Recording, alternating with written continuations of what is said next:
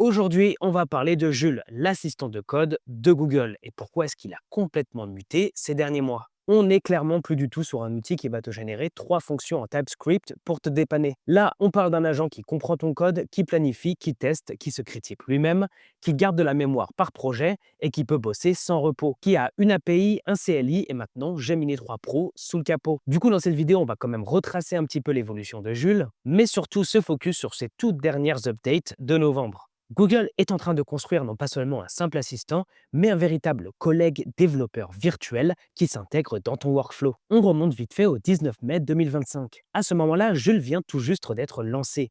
L'idée de base est simple, mais déjà intéressante. Tu lui donnes une tâche dans ton repo GitHub et il fait tout le boulot pénible pour toi. Il spin un environnement dans une VM, installe les dépendances, lit ton code, fait les changements, écrit et lance les tests, puis ouvre une pull request prête à être relue. Mais à ce moment-là, il sait déjà faire pas mal de choses. Corriger des bugs avec des patchs vérifiés par les tests, gérer les mises à jour de dépendances, faire des migrations ciblées, ajouter de petites features isolées et surtout te montrer ce qu'il fait étape par étape. Tu n'es pas dans un truc opaque où tu dois juste croire l'IA, tu vois son travail. Mais honnêtement, à ce stade, ça reste encore un agent qui exécute. Puissant, certes, mais ça reste classique. Ensuite, pendant tout l'été 2025, ils ont fait un truc très sain. Avant de rajouter 10 000 features, ils ont consolidé les fondations. Ils augmentent les limites de tâches, ils corrigent des tonnes de bugs et ils réduisent les cas où Jules se plante ou se bloque. Ils améliorent aussi le système de queue pour que tu attendes moins. C'est un peu la phase où tu sens que le produit passe de bêta sympa à un outil que tu peux utiliser dans une vraie équipe sans exploser tous les jours. En parallèle, ils modernisent l'environnement technique. Au lieu de rester sur un Ubuntu basique,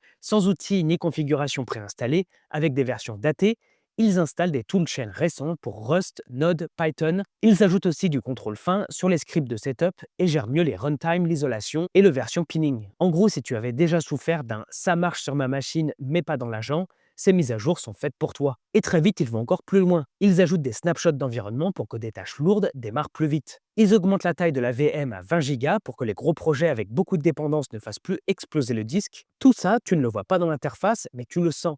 Moins d'erreurs cheloues, des tasks qui aboutissent plus souvent et une expérience qui commence à ressembler à un développeur environment sérieux. Début août, il y a un jalon symbolique mais très important. Jules sort officiellement de bêta. Ce n'est pas juste un sticker marketing, ils associent ça à une vraie vision produit. Ils introduisent des plans payants via Google AI Pro et Ultra, avec des limites de tâches plus élevées. Ils branchent déjà à ce moment-là Gemini 2.5 pour la partie planification, ce qui améliore la qualité des plans et le taux de complétion. Ils corrigent plein de petits comportements agaçants et surtout, ils posent les premiers gros blocs dont on va parler juste après. L'interactive plan, le critic agent, la capacité de tester des web apps et même la navigation web pour la doc technique. C'est vraiment le moment où tu sens que Google ne veut pas juste cocher la case agent de code, mais pousser l'idée jusqu'au bout. L'une des premières grosses features intelligentes qui change ton usage au quotidien, c'est l'interactive plan. Avant, tu connais la chanson, tu balances un prompt, l'agent réfléchit dans son coin, écrit du code et tu découvres le résultat à la fin. Parfois c'est bien et parfois c'est à côté de la plaque. Là, Jules lit ton code base, te pose des questions, clarifie ce que tu veux, te propose un plan d'action et seulement ensuite, il passe à l'implémentation. Concrètement, ça te donne beaucoup plus de contrôle. Tu peux lui dire non, ne touche pas à cette partie du code, ou sépare cette tâche en deux, ou encore priorise d'abord les tests, puis la feature. Tu as moins l'impression de lancer une fusée et plus l'impression de faire un vrai pair programming avec un collègue qui te montre son plan avant de coder. En parallèle, il lance le Critic Agent, et ça, c'est une pure idée de recherche appliquée. Le principe est simple, mais puissant. Tu as un acteur qui génère le code et un critique qui passe derrière et le démonte. Le critique va chercher les bugs subtils, les cas limites que tu oublies facilement, les trucs inefficaces ou risqués. Et surtout, il comprend l'intention du code. Il regarde le contexte, il raisonne, il propose des corrections, et Jules réinjecte ce feedback en temps réel pour améliorer le patch avant même que tu ne le vois. Résultat, tu reçois un résultat qui a déjà été challengé une première fois. Ce n'est pas parfait, mais tu sens vraiment que la qualité globale a monté. Et plus tard, il améliore encore ce critique pour rendre son raisonnement visible en temps réel dans l'interface. Tu vois littéralement ces étapes de réflexion apparaître, ce qui te donne une sorte de fenêtre sur le cerveau de l'agent. L'autre gros défaut des agents de code classiques, c'est le front. Générer du HTML, du CSS, du React, c'est une chose. Vérifier que l'UI rend réellement comme prévu, c'en est une autre. Là, Jules commence à combler ce gap. Tu peux lui demander de vérifier son travail sur une web app et il renvoie une capture d'écran du rendu. Il s'intègre Playwright dans l'image de base, ce qui veut dire qu'il peut lancer des tests end-to-end cliquer, naviguer et te montrer ce qui se passe vraiment dans le navigateur. Ensuite, il ajoute la possibilité d'ajouter des images via les URL publiques pour lui donner encore plus de contexte. Et avec le temps, il améliore aussi le Div Viewer pour qu'il rende directement les images dans les diffs. Donc si Jules génère un graphique, un schéma, une capture d'interface, tu ne vois pas juste un bloc de code, tu vois l'image elle-même dans la vue de diff, ce qui change complètement la manière de relire son travail. Plus tard, il va encore plus loin et ajoute l'upload direct d'images dans les tâches. Tu peux lui demander un bug front avec une capture d'écran, lui montrer un écran de design à reproduire, le tout directement au moment de créer la tâche. Pour l'instant, il se limite à du JPEG et du PNG et à un certain poids maximum. Mais tu peux en envoyer plusieurs. C'est déjà suffisant pour une grosse partie des use cases, debug front, reproduction de UI, comparaison avant-après. Et comme les images sont maintenant rendues dans le Div Viewer, ton workflow devient très simple. Tu envoies une capture bug, il fait la correction, tu vois la nouvelle capture, tu valides ou tu ajustes. On arrive aussi à un moment clé. Jules gagne la capacité d'aller chercher lui-même les infos sur le web. Sa mission, ce n'est pas de remplacer Google News, son truc c'est d'aller lire la documentation d'Ellipse que tu utilises, les pages d'API, les exemples de code pertinents et d'en tirer ce dont il a besoin pour ton implémentation. En gros, tu lui donnes une tâche sur une librairie que tu ne maîtrises pas, il va lire la doc officielle, les exemples, et il revient avec du code cohérent. Et tu n'as pas à ouvrir 10 onglets pour vérifier les signatures de fonctions ou les paramètres d'un SDK. Au fil des mises à jour, il affine aussi tout ce qui tourne autour de la gestion des tâches. Tu peux mettre une tâche en pause, la reprendre, la supprimer depuis la sidebar ou la vue repos. Il nettoie l'interface, adoucisse les hovers, améliore les messages système, ajuste des boutons pour copier ou télécharger le code généré et te permettent d'ajuster la largeur du panneau de code. Ils ajoutent aussi une intégration très directe avec GitHub Issues, tu ajoutes un label Jules à une issue et ça suffit pour déclencher une tâche. Pas besoin de jongler entre les interfaces, Jules écoute ton tracker de tickets. Et un peu plus tard, il boucle la boucle côté GitHub en permettant d'ouvrir des PR directement depuis Jules. Une fois que la branche est prête, tu peux cliquer et lui dire ouvre-moi une PR vers main. Tu passes vraiment de écris-moi du code à gère-moi tout le cycle issu code, test, PR. Maintenant, on arrive dans les updates qui parlent aux développeurs un peu plus avancés. D'ailleurs, ils sortent Jules Tool, le CLI.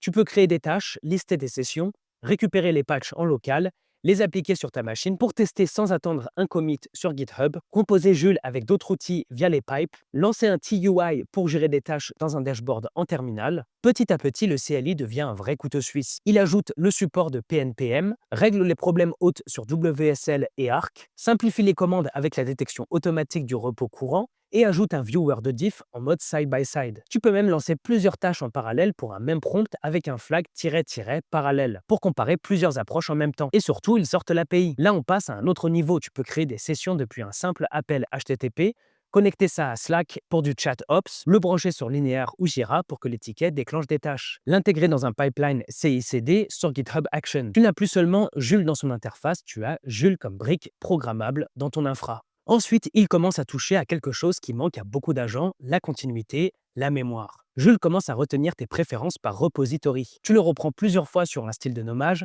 sur une structure de fichier, sur la manière d'écrire les tests, et petit à petit, il l'intègre. La fois suivante, dans le même repos, il applique déjà tes standards. Tu n'es plus obligé de répéter les mêmes consignes à chaque fois. Il ajoute aussi un file selector, en gros tu peux lui dire précisément bosse sur ces fichiers-là, pas les autres. Ça évite les refracteurs trop ambitieux quand tu voulais une simple correction locale. Et côté collaboration, il donne aussi la capacité de lire tes commentaires sur les pull requests. Il met un petit emoji pour confirmer qu'il a bien vu, puis il push un commit qui répond exactement à ce que tu as demandé. Si tu veux garder la main, tu mets Jules en côté réactif.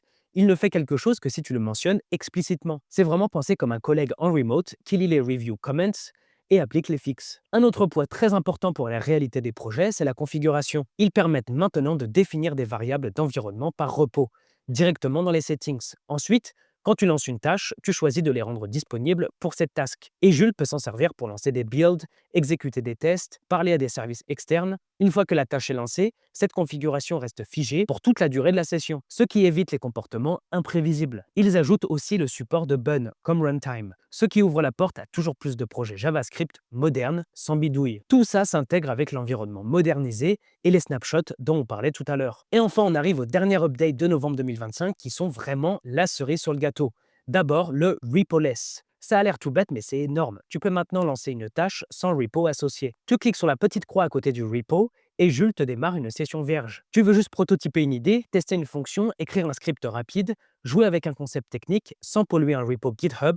Tu peux. C'est exactement le genre de friction qu'on avait avec les agents orientés projet, et là, ça disparaît. Ensuite, il y a Gemini 3 Pro qui arrive dans Jules. C'est la nouvelle génération du modèle avec un meilleur raisonnement, une meilleure capacité à suivre des instructions, une fiabilité plus constante, une compréhension plus solide des tâches multi-étapes et surtout une vision multimodale plus solide pour vérifier les interfaces web. Il utilise aussi mieux le contexte pour adapter son comportement à tes préférences de code et aux nuances du projet. Et côté CLI, il lâche une rafale de petites mais très bonnes améliorations. Exécution des tâches en parallèle pour un même prompt, fixe pour les plateformes un peu plus exotiques comme le WSL et Arc, gestion plus robuste de OO2, support amélioré de PNPM et une viewer en side-by-side beaucoup plus agréable pour relire ce que l'agent a produit. Tu sens vraiment que fin 2025, Jules a changé d'échelle.